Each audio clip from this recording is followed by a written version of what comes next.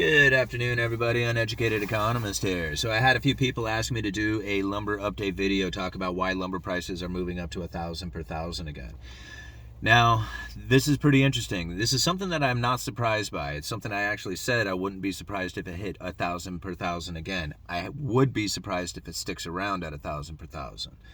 Now, what's happening right now is we have a very unique situation, at least from what I'm seeing, at least my opinion on this, is that we had prices move up to 1,700 per thousand. In July, they landed around, I think that if I remember right, the July contract closed at just under 500 per thousand. It was like at 490.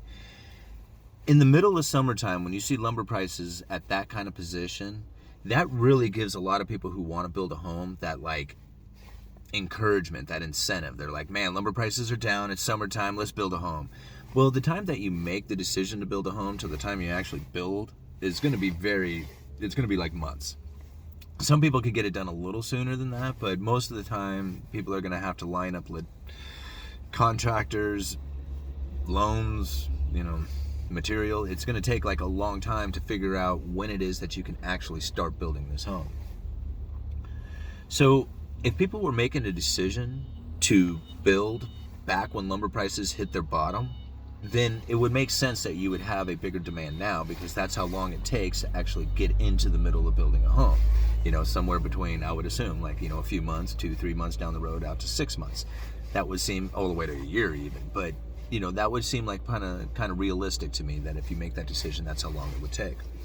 So if that's the case, then yeah, it would make a lot of sense on why we're seeing a demand for lumber right now, which I am seeing a demand for lumber. Not so much from the retail side, but definitely from the builder side of things. I mean, there's builders out there working.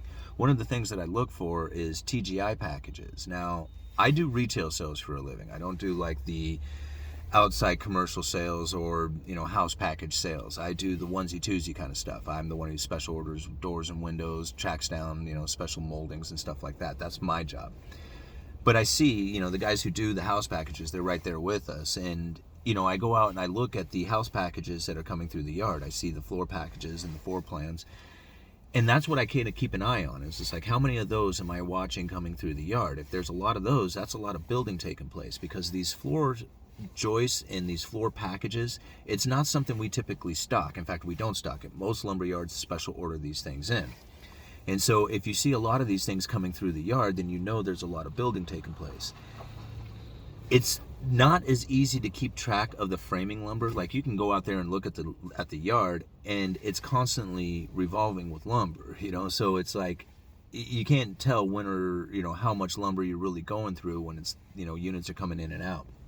But when you see those floor packages, that's really making the difference, and that's what I'm noticing. That's what I'm noticing right now, is a lot more of those coming through the yard.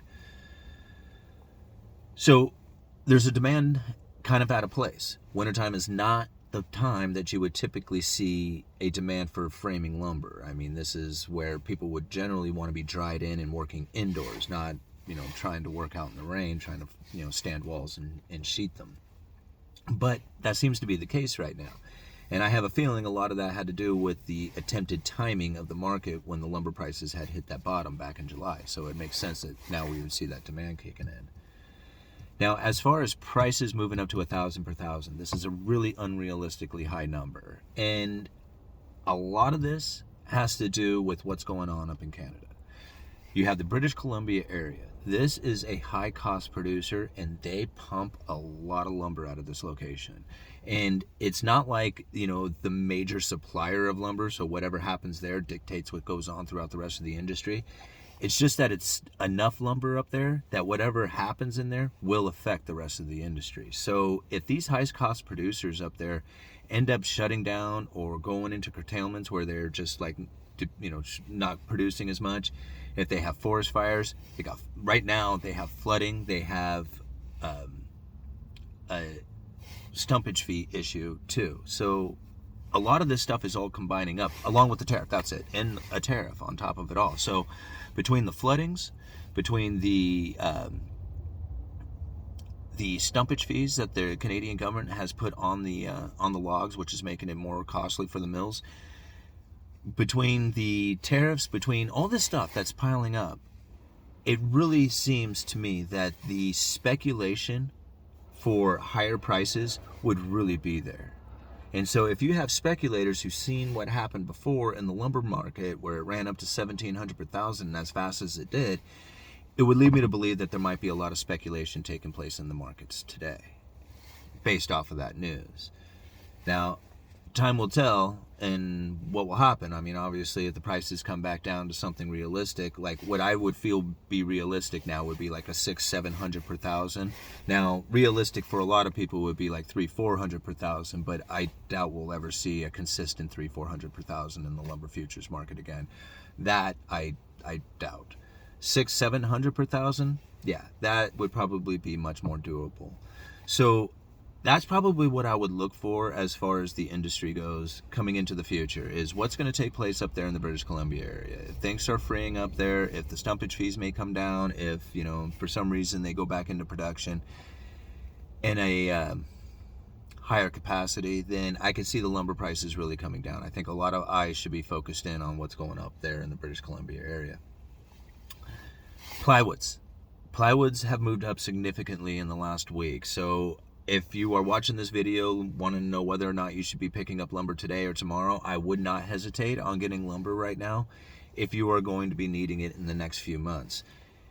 That being said, I have no idea how long out it's going to take, but I do feel that these lumber prices will come back down again.